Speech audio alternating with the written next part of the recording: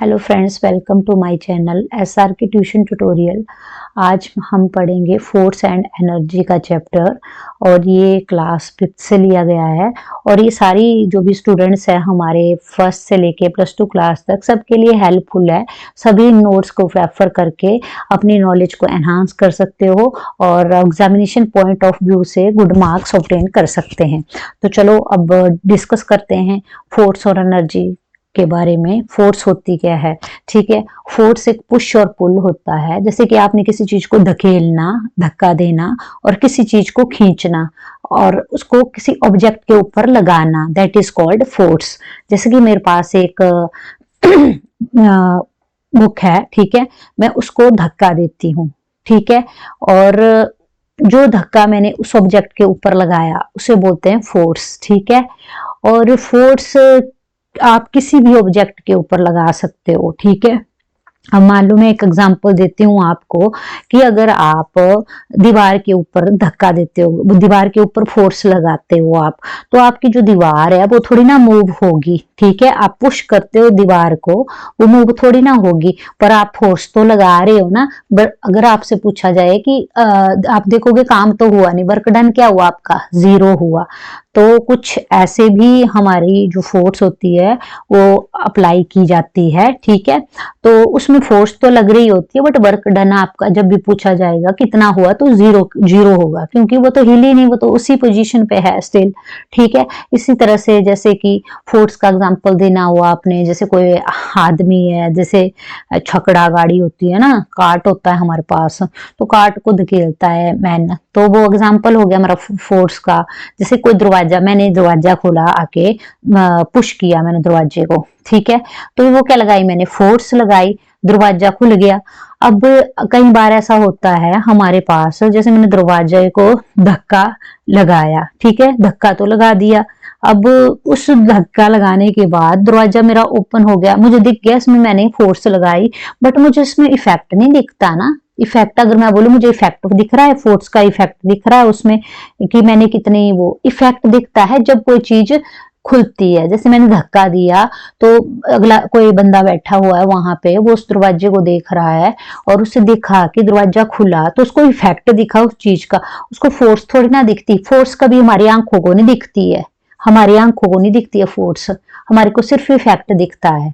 अब जैसे मैंने दीवार का एग्जांपल दिया, मैंने दीवार को धक्का दिया, अब उसकी आंख को तो यही दिख रहा है कि हाँ मैंने कोई वो नहीं किया, कोई वर्क ही नहीं किया, दीवार हिली नहीं, कोई इफेक्ट ही नहीं हुआ। ठीक है, तो ऐसे होता है फोर्स इंप्लीमेंट हमारा, यही है। इस तरह से ये आप इजी वे में सीख सकते हो। अब जैसे फुटबॉल खेल रहे हैं, मैंने किक किया बॉल को और बॉल मेरा आगे को चले गया। और जैसे टग ऑफ वॉर गेम होती है हमारे पास, तो एक साइड से एक टीम खींच रही होती है रस्सी, दूसरी साइड से दूसरी टीम खींच रही होती है रस्सी, तो इस तरह से दोनों टीमें एक दूसरे की तरफ से रस्सी को खींचे जा रहे होते हैं जोर जोर से, तो ये फोर्स लगा रहे हैं वो। ठीक है, सारी की सारी फोर्स होती है। आपने जग उठाया, आपने जग उठाने के लिए फोर्स लगाई, वो फोर्स है। ठीक है, कोई एक फोर्स ऐसी होती है जिसमें हमारे को काम करते हैं हम, बट काम नहीं होता, वो चीज हिलती नहीं वहां से, बट हमने तो फोर्स लगाई ना, बट हाँ उसका वर्क डन नहीं हो रहा है। ठीक है, तो दोनों केसेस में होता है ऐसा। अब ऐसे इफेक्ट ऑफ फोर्स है। इफेक्ट ऑफ फोर्स आप कई बार नहीं देख सकते, कई बार देख सकते हो। वैसे ही जो मैंने एग्जांपल बताया आपको डोर का, जैसे डोर बंद है, मैंने धक्का लगाया, मेरे से नहीं खुला डोर, बट मैंने तो फोर्स लगाई, बट उसका इफेक्ट नहीं दिखा। तो ठीक है, ये इफेक्ट्स ऑफ फोर्स में आता है। और जैसे कि आपके पास स्टेशनरी ऑब्जेक्ट है, उनके ऊपर भी हमारे को इफेक्ट्स ऑफ फोर्स नहीं, जैसे कि नहीं दिखता। देखो जैसे मैंने धक्का दिया दरवाजे को, तो दरवाजा नहीं खुला मेरे से, तो इफेक्ट्स ऑफ फोर्स उसमें दिखा या नहीं दिखा? नहीं दिखा उसमें इफेक्ट्स ऑफ फोर्स। जैसे अब मैंने बुक को धक्का दिया, बॉल को फेंका मैंने, तो बॉल को फेंका, उसमें इफेक्ट्स ऑफ फोर्स दिखा। ठीक है, ये चीजें आती है हमारी। और force can change, force change कर सकती है डायरेक्शन, जिससे जो भी हमारा मूविंग ऑब्जेक्ट है उसकी डायरेक्शन को चेंज कर सकती है। तो इधर में सारे इफेक्ट्स ऑफ फोर्स आपको बताए हैं। आगे आती है टाइप्स ऑफ फोर्सेस। अब आपको पता ही है ग्रेविटेशनल फोर्स को ग्रेविटी बोला जाता है। ये एक तरह की फोर्स होती है जो ऑब्जेक्ट्स को अट्रैक्ट करती है सेंटर ऑफ अर्थ में, मतलब उनको अट्रैक्ट करने का काम करना। कोई भी, जैसे मैंने बॉल ऊपर को फेंका तो हमेशा वो ना, जो बॉल होगा वो हमेशा अट्रैक्ट होगा, अर्थ के ऊपर को आएगा, वो बॉल नीचे को आएगा, ऊपर को भेजा आपने, वो हमेशा नीचे को गिरेगा। इसी को तो ग्रेविटेशनल फोर्स बोला जाता है, जो कि ऑब्जेक्ट्स को अट्रैक्ट करती है सेंटर ऑफ अर्थ में। ठीक है, तो एग्जांपल हो गया, जैसे हम बॉल फेंकते हैं ऊपर को, जो बॉल है नीचे को आ जाता है, वो क्यों आता है? अर्थ ग्रेविटी की वजह से। ठीक है, ऐसे ही मैग्नेटिक फोर्स होता है। आपने देखा है मैग्नेटिक पोल होते हैं, साउथ पोल और नॉर्थ पोल। ठीक है, जो हमारे अपोजिट होते हैं, अपोजिट डायरेक्शन वाले, जैसे साउथ और नॉर्थ पोल है। ठीक है, तो वो क्या करेंगे? अट्रैक्ट करेंगे, और अगर नॉर्थ नॉर्थ है तो वो क्या करेंगे? रिपल्शन करेंगे। तो जो भी हमारे पास निकल हो गया, ठीक है, मेटल हो गया, आयरन हो गया, तो ये सारे के सारे हमारे क्या है? मैग्नेटिक फोर्स है। मतलब इनके ऊपर हमने कोई भी फोर्स लगानी, पुश और पुल करना, वो मैग्नेटिक फोर्स कहलाता है। ऐसे इलेक्ट्रोस्टैटिक फोर्स है। जब हम अपने बाल में कंघी करते हैं ना, ड्राई हेयर्स में, तो जो कॉम्ब होती है खुद ही चार्ज हो जाती है। ठीक है, ये भी हमारा इलेक्ट्रोस्टैटिक फोर्स का एग्जाम्पल है। और इस तरह से फ्रिक्शन, फ्रिक्शन क्या होता है? फ्रिक्शन होता है हमारे पास, ये भी एक फोर्स है। ठीक है, हम फोर्सेस के बारे में ही पढ़ रहे हैं, जो कि हमारी मूवमेंट को स्टॉप कर देती है, करने की कोशिश करती है, स्टॉप करने की कोशिश करती है। क्योंकि अब जब हमारी, जैसे कि आपने कई बार देखा होगा, हम रोड पे चल रहे हैं तो कई बार हम स्लिप हो जाते हैं रोड से। तो स्लिप क्यों होते हैं हम रोड से? चल तो हम ठीक से रहे होते हैं, बट स्किड हो जाते हैं हम। क्यों होते हैं? क्योंकि वहां पे फ्रिक्शन की क्या होती है? कमी होती है, फ्रिक्शन लेस होता है वहां पे, इसलिए हम स्किड करते हैं। जहां पे हमारे पास लार्ज अमाउंट ऑफ फ्रिक्शन होता है, वहां पे हम स्किड नहीं करते हैं, और वहां पे हमें प्रॉपर एक्यूरेसी और कंसिस्टेंसी मिलती है। ठीक है, और यही आपको इधर बताया गया है, इसमें देख सकते हो आप स्क्रीन पे। और हमेशा फ्रिक्शन प्रोड्यूस करता है हीट। जैसे आप अपने हैंड्स को रब करोगे ना जोर जोर से, तो आपको क्या फील होता है? हीट प्रोड्यूस होती है आपके हैंड से, आपको गर्माहट सी फील होती है। तो ये भी हमारा एक फ्रिक्शन ही है, फ्रिक्शन का एग्जाम्पल ही है। ठीक है, और जैसे कि आप एक बात याद रखना, जैसे कि आपके जो स्मूथ सरफेस होता है, जैसे कि आइस होती है और ग्लास होता है, वो हमेशा लेस फ्रिक्शन क्रिएट करता है। क्योंकि देखो, आइस पर से हम क्या कर देते हैं? जल्दी से फिसल जाते हैं, फिसलते हैं ना हम जल्दी से। जब भी हम, मैंने बोल दिया आपको, जब भी लेस फ्रिक्शन होगा तो हम फिसलेंगे। तो आइस में तो फिसल जाते हैं बड़े जल्दी, और ग्लास से भी हम स्किड हो जाते हैं जल्दी से। तो वहां हमेशा सोच लेना लेस फ्रिक्शन होता है। तो मैंने ऑलरेडी आपको ये चीज बता दी। और ये कई बार ऐसा होता है, हीट हमारे लिए एडवांटेज भी बन जाती है और कई बार डिसएडवांटेज भी बन जाती है। ठीक है, हीट प्रोड्यूस्ड होती है, जैसे कि आप मैच स्टिक लिया आपने, तो आपने मैच स्टिक से क्या किया? पहले हीट प्रोड्यूस होती है ना, जैसे आप मैच स्टिक चलाते हो तो रगड़न होती है उससे, तो उससे क्या हुई? हीट प्रोड्यूस हुई, तभी तो लाइट जली, तभी तो आग जली। ठीक है, तो ये सारे के सारे हमारे फ्रिक्शन की ही एग्जाम्पल है। ठीक है, अब है हमारा अगला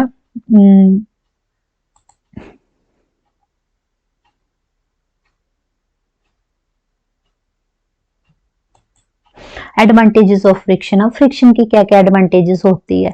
friction between our feet and the ground makes it possible for. अब देखो, फ्रिक्शन की वजह से हम खड़ते हैं, और फ्रिक्शन की वजह से हम चल पड़ते हैं। अगर फ्रिक्शन नहीं होता तो हम चल नहीं पाते। ठीक है, तो हमारे लिए बहुत ही मुश्किल होता चलना। ठीक है, और फ्रिक्शन जैसे कि हमारे व्हीकल्स के टायर्स होते हैं और रोड के बीच में हम आगे को क्यों चल पड़ते हैं? क्योंकि फ्रिक्शन दोनों के बीच में क्या होता है? फ्रिक्शन होता है। अगर फ्रिक्शन नहीं होता तो हमारे जो रोड्स और जो टायर्स होते हैं व्हीकल्स के, वो तो एक्सीडेंट हो जाते हैं हमारे। तो फ्रिक्शन लेस होता तो स्किड करती तो एक्सीडेंट हो जाते हैं हमारे व्हीकल्स के। कई बार होता है हमारा, तभी तो हमारे ज्यादा चांसेस होते हैं एक्सीडेंट के। तो जब भी हमारे जो व्हीकल्स के टायर्स होते हैं, हम जल्दी से चेंज कर देते हैं, उनको ज्यादा घिस जाते हैं, तो उनको चेंज करने के लिए न्यू जो भी व्हीकल्स के टायर है वो ले लेते हैं हम। इसलिए क्योंकि उसमें व्हीकल्स जिसमें फ्रिक्शन की क्वांटिटी लेस होती है, फ्रिक्शन लेस होता है, इसलिए वहाँ हमें रिस्क भी होता है हमारी लाइफ के लिए। सो इसलिए टायर्स चेंज कर देते हैं, और न्यू टायर्स में जो फ्रिक्शन की रेशो होती है वो ज़्यादा होती है। ठीक है, और इसी तरह से जब हम ब्लैक बोर्ड के ऊपर चौक से लिखते हैं, तब क्या होता है? वहाँ पे फ्रिक्शन ही होता है ब्लैक बोर्ड और चौक के बीच में। जैसे हम पेपर के बीच या पेपर से लिखते हैं, पेपर के ऊपर लिखते हैं हम पेन पेंसिल से, जो भी है, तो क्या है उसके बीच में फ्रिक्शन ही है, ठीक है।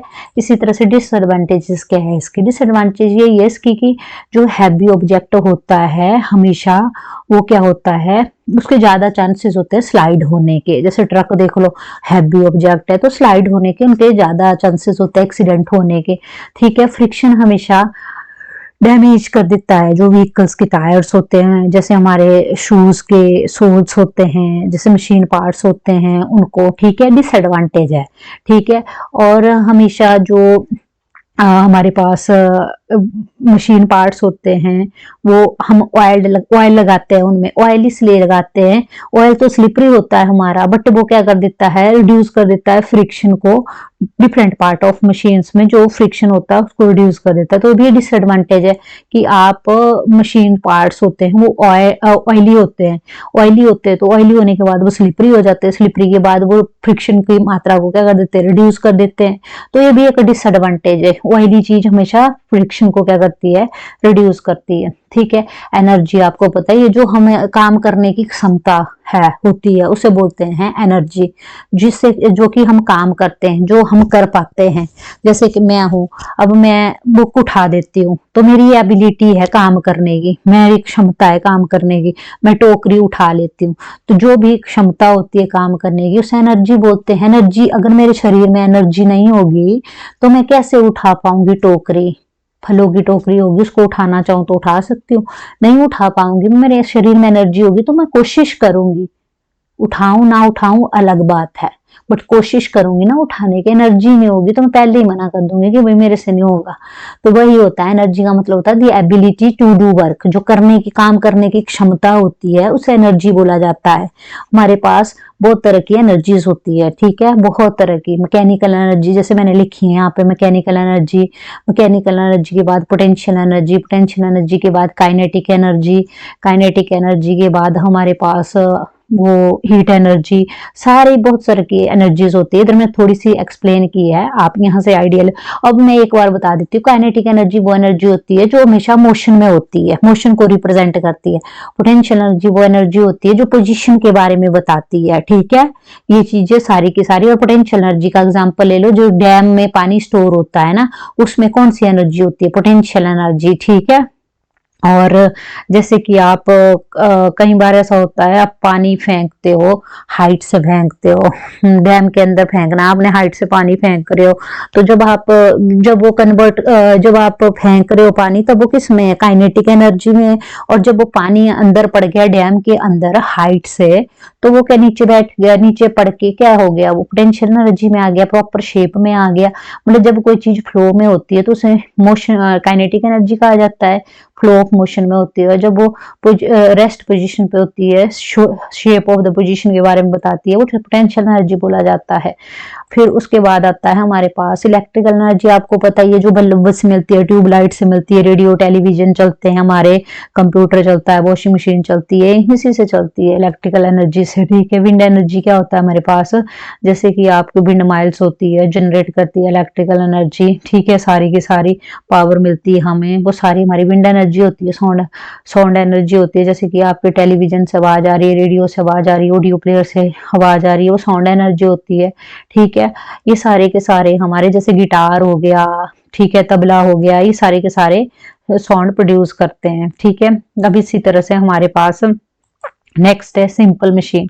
सिंपल मशीन क्या होती है, सिंपल मशीन एक मशीन का टूल होता है जो कि हमारे काम को क्या कर देता है, इजी कर देता है। और जब एक और बात मैंने आपको इसमें बतानी है, इसमें जैसे कि लार्जर फोर्स होती है, एक में लोड होता है, एक में एफर्ट होता है। लोड क्या होता है, जिसमें लार्जर फोर्स लगती है, ऐसा ऑब्जेक्ट जिसके ऊपर लार्जर फोर्स लगती है उसे लोड कहा जाता है। और ऐसा ऑब्जेक्ट जिसके ऊपर लेसर फोर्स लगाते हैं हम, उसे बोला जाता है एफर्ट, ठीक है। अब मशीन सिंपल भी हो सकती है और कॉम्प्लेक्स भी हो सकती है। सिंपल मशीन के यूजेस, जैसे सिंपल मशीन होगी वो हमेशा सिंगल अप्लाइड फोर्स को यूज, सिंपल एफर्ट को यूज करेगी सिंगल मशीन, ठीक है। और कॉम्प्लेक्स मशीन होगी वो दो या दो से ज्यादा मशीन, सिंपल मशीन का यूज करके काम करती है, ठीक है। अब इसमें सिंपल मशीन्स के एग्जांपल आपको पता ही होगा, जैसे कि स्क्रू हो गया, वेजेस हो गया, वेज हो गया, लीवर हो गया, व्हील हो गया, एक्सल, पुली, इंक्लाइंड प्लेन, ये सारे के सारे हमारे किस में आते हैं, सिंपल मशीन में। अब आपको आगे मैंने एक्सप्लेन कर दिए हैं सारे के सारे कि ये कौन से होते हैं। लीवर हमारे पास एक रिजिड रॉड होती है जिसको कि हम, जो कि हमारे फिक्स्ड पॉइंट के ऊपर मूव करती है फ्रीली, ठीक है। इसमें लीवर को भी डिवाइड किया आगे सब कैटेगरीज में, उसके भी सब कैटेगरी पार्ट है। आगे फलक्रम, ठीक है। फलक्रम तो हमारा एक फिक्स्ड पॉइंट होता है जो कि रॉड को मूव करता है, ठीक है। रॉड कैसे मूव होगी, और फलक्रम से होती है हमारी, ये फिक्स्ड पॉइंट होता है फलक्रम, जिससे कि हम, हमारी जो रॉड होती है वो मूव करती है उसके अराउंड, ठीक है। लोड मैंने आपको ऑलरेडी बता दिया, लोड एक ऑब्जेक्ट होता है जिस वर्क को परफॉर्म किया जाता है। एफर्ट क्या होता है ये भी मैंने आपको बता दिया, एक फोर्स होती है जिसको की जरूरत पड़ती है अप्लाई करने की, और उससे जो टास्क होता है वो हमारा कंप्लीट होता है, ठीक है। अब है हमारे पास types of based on the position of simple machine. अब सिंपल मशीन को भी हमारा 3 कैटेगरीज में डिवाइड किया गया है। एक फर्स्ट क्लास लीवर होती है, एक सेकंड क्लास लीवर होती है, एक थर्ड क्लास लीवर होती है। फर्स्ट क्लास लीवर होती है जिसमें फलक्रम लोकेटेड होता है लोड और एफर्ट के बीच में, ठीक है। जैसे कि पेयर ऑफ सीजर हो गया, ठीक है, और सीसॉ हो गया। अब सेकंड क्लास लीवर होती है, इसमें लोड लोकेटेड होता है फलक्रम और एफर्ट के बीच में। ऐसे ही हमारे पास व्हील बैरो हो गया, बोतल ओपनर हो गया, देखा ही होगा अपने बोतल ओपनर, नट क्रैकर हो गया, नट को तोड़ने के लिए, जैसे वॉलनट वगैरह होता है उसको ड्राई फ्रूट हम तोड़ने के लिए नट क्रैकर हमें मिल ही जाता है, पैकेट में डाल दिया होता है, परचेज करते हैं तब उससे हम नट क्रैकर की हेल्प से तोड़ देते हैं उनको। थर्ड क्लास लीवर होता है जिसमें कि एफर्ट लोकेट होता है फलक्रम और लोड के बीच में, जैसे मैंने आपको बताया स्टेपलर होता है ना जिससे हम स्टेपल करते हैं, और जैसे पेयर ऑफ टोंग्स हो गया, चिमटा हो गया, ये सारे के सारे हमारे इस डिवाइड किए गए हैं 3 कैटेगरीज में, जो भी एफर्ट्स लीवर्स है उनको, ठीक है। अब है नेक्स्ट हमारे पास wheel and axle. Wheel and axle होता है हमारे पास, ये अटैच्ड होते हैं हमारे रॉड के साथ, इसको एक्सेल बोला जाता है। जो रोटेट करता है उसको उसमें व्हील भी, हमारा व्हील ऑफ द एक्सेल होता है वो भी रोटेट होता है। जैसे कि आपको पता होगा bucket of water from well, जैसे हम पानी निकालते हैं अपने जो कुएं से, तो हम किसकी हेल्प से निकालते हैं, वो व्हील एंड एक्सेल की डोर नोब होता है। जैसे आप डोर नोब से दरवाजा खोलते हो, स्टीयरिंग व्हील हो गया हमारा कार का, ये सारे के सारे व्हील और एक्सेल के एग्जाम्पल है, ठीक है। अब इसके बाद है आपके पास पुली। पुली क्या होता है, पुली एक हमारा व्हील होता है जो कि रोप के साथ या चेन के साथ या बेल्ट के साथ रन करता है। व्हील होता है वो रोटेट करता है स्टेशनरी एक्सल के ऊपर। जैसे कि मैंने आपको इसके टाइप्स बताए, फिक्स्ड पुली हो गया, मूवेबल पुली हो गया, ठीक है। अब इसी तरह से हमारे पास आ गया फिक्स्ड पुली। फिक्स्ड पुली आपको पता ही है, फिक्स्ड पुली जैसे हुक होती है ना, हमारी वाल में हुक लगाते हैं हम स्पोर्ट के लिए, तो ये चेंज करती है डायरेक्शन ऑफ फोर्स को, उससे हमारा काम इजी हो जाता है। जैसे किसी चीज को हमने लटकाना हो तो हमारा आराम से लटका सकते हैं उसमें हुक में फंसा के। तो ऐसे ही आपको एक और एग्जांपल दिया, जैसे बकेट ऑफ वाटर है, आपने वेल से क्या करना है, मतलब उसको निकालना है, पानी निकालना है, तो वो इजी हो जाता है हमारे को, उसमें लटका दो अपनी चीज को और आराम से निकाल लो, ठीक है। ये फिक्स्ड पुली है, ठीक है। फिक्स्ड पुली के बाद मूवेबल पुली आता है हमारे पास। मूवेबल पुली होता है हमारे पास जिसमें कि जैसे कि ये मूवेबल पुली नाम से पता रहे, इजिली फ्री है, फ्रीली मूव हो जाता है इजिली, ये फ्री नहीं है, इजिली फ्रीली मूव हो जाता है ये, ठीक है। और ये इसमें जो पुली होती है लिफ्ट, जैसे कि जो हैवी लोड होता है ना उसको लिफ्ट कर देती है, बिल्कुल ही कम टाइम में, बिल्कुल कम एफर्ट लगता है, लगाना ही नहीं पड़ता, जोर ही नहीं लगाना पड़ता इसमें हमारे को ना। फिर ये हमारे पास फिक्स्ड पुली का एग्जांपल ले लो, जैसे कि हमारे पास क्रेन नहीं होती, क्रेन देखिए आपने, क्रेन आती है ना, तो उसकी फिक्स्ड भी होती है और मूवेबल पुली भी होती है, इसलिए वो बड़े बड़े लोड उठा लेती है। बड़े बड़े जैसे भी जितने भी लैंड स्लाइड्स होते हैं, इतनी सारी मिट्टी होती है, वो आराम से उठा लेती है। क्यों उठाती है वो? क्योंकि उसके साथ क्या लगी होती है, फिक्स्ड पुली होती है। हमारा मूवेबल पुली और फिक्स्ड पुली दोनों होती है उसमें लगी हुई, इसलिए वो ये काम बड़े इजिली कर देती है। तो अगर आपको मेरी वीडियो ये अच्छी लगी हो तो काइंडली लाइक, शेयर और सब्सक्राइब जरूर करना। Thank you.